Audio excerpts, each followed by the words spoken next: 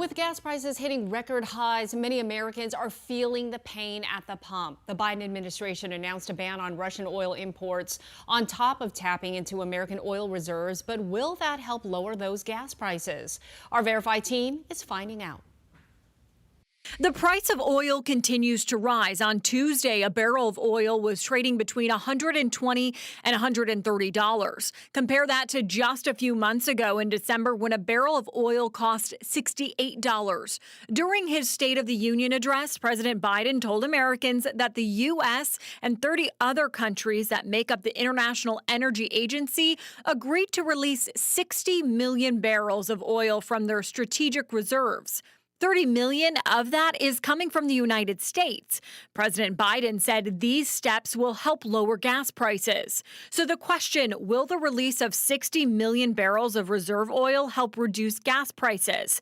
Let's verify. Our source is Ray Trevino, Director of Operations for Pecos Country Operating, the Library of Congress, and the U.S. Energy Information Administration. According to the Library of Congress, the U.S. consumes an average of 20.6 million barrels of oil a day.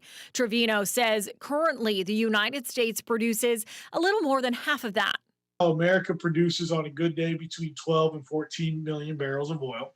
So we still have to get that difference on a daily basis. That's where we're getting it from Saudi Arabia, from Russia, from the other OPEC countries as well. If all 60 million barrels from the reserve were exclusively used in America and we were only reliant on that reserve, we would only have enough fuel for 3 days.